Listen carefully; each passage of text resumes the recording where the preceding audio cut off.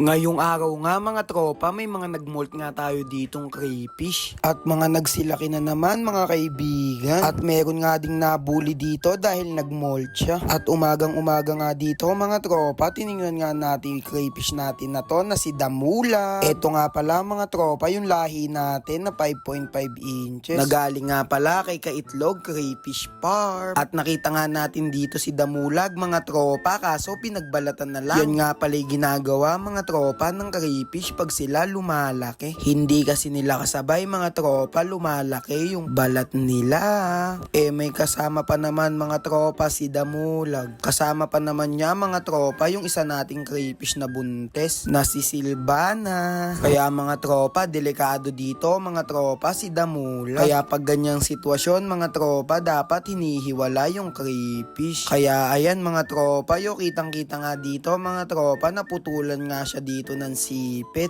Pag bagong molt kasi sila mga tropa, mahina pa sila tapos sobrang lambot pa ng katawan nila, parang gelatin. Kaya dapat talaga mga tropa nililipat yan. At dahil nga naputol na mga tropa yung isang sipit niya dito, kaya kailangan na natin ilipat. Nasa 6 inches na nga pala mga tropa, yan si Damulag. Pero wag kayong mag-alala mga tropa dahil pag nagmolt ulit yan, tutubo naman ulit yung sipit na nawala sa kanya. Kaya nilipat ko na lang siya dito mga tropa sa reptab natin. Yung vlog na nga pala natin na to mga tropa, matagal na nga pala to, 1 month ago na yata. Wala lang tayong ma-upload kaya yan ngayon yung i-upload natin. Tapos kinuha ko na nga dito mga tropa yung pinagbalatan niya dahil kinakain nga pala nila yan mga tropa, pang calcium nila. Para mas mabilis mga tropa, tumigas yung balat nila dito. Kaya tips lang mga tropa, pag may crayfish kayo, wag nyong aalisin yung pinagbalatan nila. Dahil favorite na favorite din nila yan mga tropa, gaya ng pagka-favorite natin sa crayfish pag binuttered crayfish. Katulad nito mga tropa, yung nagmolt natin na isa dito, hindi natin naalis. Yung Taguro line nga pala natin na pambenta to mga tropa. 4 inches pa naman to mga tropa, kaya magiging PSG na lang natin to mga tropa at aalagaan natin. Lalaki pa naman siya mga tropa, kailangan pa naman niya ng sipit niya. Hindi na natin mabebenta to, kaya aalagaan na lang natin mga tropa at papangalanan natin. Kaya mga tropa, papangalanan na lang natin si Putol yan mga tropa, yung Taguro line crayfish natin na si Putol. At nilipat ko nga lang din siya dito mga tropa